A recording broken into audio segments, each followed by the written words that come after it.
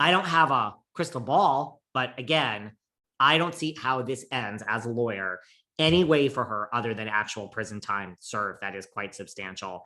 And Oh, she's going away for like 7 years. I I mean, don't see how it could be less than 5. That's my honest opinion. Prove me wrong. I could be wrong. I don't care. I don't oh, need to be right. 100%.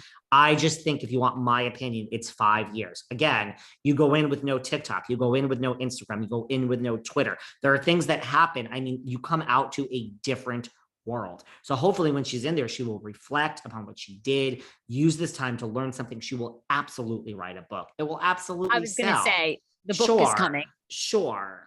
Coming. Yes. But I mean, again, there's $9 million of restitution. And for anyone that doesn't know, restitution is like rather than spend the next, 12 million hours with forensic accountants, and restitution is like, we agree on this. You probably owe more and we want more, but it's like you're going to say you owe less, we think you owe more. It's like 9 million is like an agreed upon number. Like when you plead guilty, you get a deal.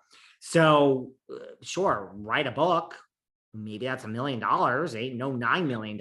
Like here's the thing. So the trailer from that point, maybe that's why we don't have Jen Shah. We have to wean ourselves off of her. I Yeah, mean, no, that's a good take. right? That's a good take. Producers No, like, no. let's not make it all about this because we have to be left with these 3 new friends of, Angie Harrington, who I've spoken to before, Angie Castanevas, and Dana Buenagete. I don't know any of these people. I know Angie Harrington because I've spoken to her before, but we got to be left with 4 housewives and 3 friends of, and make something out of this show afterwards. No, you're right. And no, you're 100% right. This is it. This is Jen Shah's swan song. So, I think as much as I want, and I was even hoping, and maybe they will, like, I feel like this is a moment to break that fourth wall. Like, I'd be curious, did production, how did they react? Did they really think she was going to plead guilty? Did everybody know behind the scenes she was guilty? I mean, I'm curious, like Lisa, well, some of these people turn on Jen, like, did they know a lot more, but they were, she was adamant, she was innocent. They've been friends. They're sticking by their friends, but now they're kind of like, we knew shit was happening. I mean, I don't know. I'm curious. Right, like Meredith is in her camp. I mean, Heather's in her camp. Lisa obviously isn't. Listen, here's what I take away more than anything. And I do want to talk about the black eye Heather has and these allegations against Lisa. This is just what I find the most interesting. This is honestly and truly the truth. Like, again, from what I understand and everyone I talk to, Bravo cares just about the show. There's nothing in your contract. There's no extra money for the Twitter mess that you are. Like, Lisa Rinna gets no more money. Andy Coney even tells her you're a mess. For me, as a lawyer, it's like she pled guilty because this is where we ended up. But I don't think that Jen Shah understands what that means.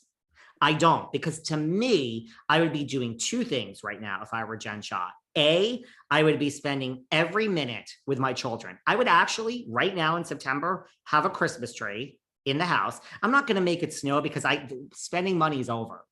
I would buy a Christmas tree. I would decorate it. I would call my children down and I would give them, I don't know. I would start with 10. I would give them 10 gifts. This is for 2022. Maybe she'll still be here. 23. I would see like, this is one for, and literally don't open this. You open this in 2023, 2024. Is this shocking to all of you people listening? This is the reality. So I would be spending every minute with my children. It's sad, actually. It's very sad. It's sad, yeah. And then on the other hand, what I would be doing, and I'm not trying to be funny, I would start with Joe Giudice and then I would go to Teresa and I would start there because they are in reality TV, but I would try. I mean, you're not going to speak to Martha Stewart. She wants no fucking part of you, but I would start reaching out to strangers, people that are not famous that have been in the federal prison system. And I would start setting up Zooms of like, when I show up, what happens? Okay. So like they strip me. Are there things shoved in cavities? Like, is this like in the movies? Like, is it a strip search? I imagine it is. Are things shoved up me to like see if I imagine that it is. I imagine that. Okay, then I put on what? Like an outfit, orange, brown, whatever. Then what? Am I led to my bunk? Like, just is there an intake form? When do I hand over my stuff? What should I bring?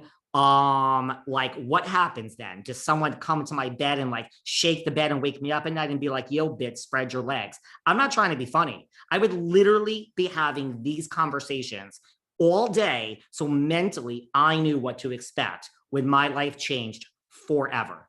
I don't think she understands this. And so when I see something on Twitter where she's saying that like one of her castmates used the N-word and all this other stuff, okay, that's horrible. That's not okay. That's not okay. I'm not condoning that. All I'm saying is, girl, why are you in this? Why are you in this? We can talk about who we think used the word and all that and all this other stuff, but like, why are you in this? Why? It's time to back away from being mad at Meredith and Lisa and who said what. It's like, that's the job that you already got paid for. You'll get your bonus at the reunion. Like, who cares? Who cares if you're mad at Lisa? Who cares about this?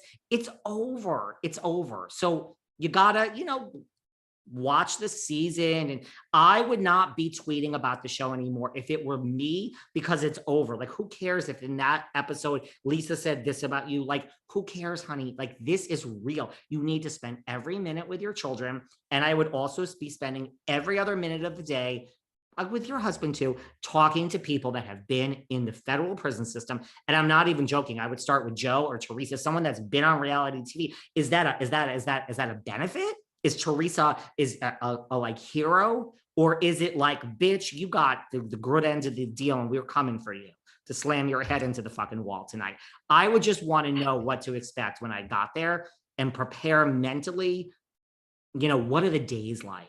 How much work is there really? Like, I would start granular about what happens when the door slams and it's locked and I'm in there for the next 5 years. And then I would just bigger and how bad is it going to be and what are my actual privileges? That'd be me. Well, I mean, I have nothing to add to that because that's like perfect. I agree with you. When I saw all the accusations that she had made, I think it was something like, let's play a game. I'm like, how would, and I just kind of looked at that and I thought, well, who would believe her? Like, who would believe anything you have to say? I mean, you completely sat up there on national TV, lied to everybody, threw your assistant under the bus, said, oh, I would never do this, broke down in tears. She would never steal. And then you completely did it all. So I'm just like, who would even give you any time of day or believe anything you say? You have no credibility. Kind of. And it just makes me think like, I think we're going to have tweets. Fuck Lisa, fuck this. I just think I agree. Jenny, I think she's in it. And it's like, this is no longer, no one cares that you were on this show. Honey, you shouldn't care, because let me tell you something. In the second week, she's going to be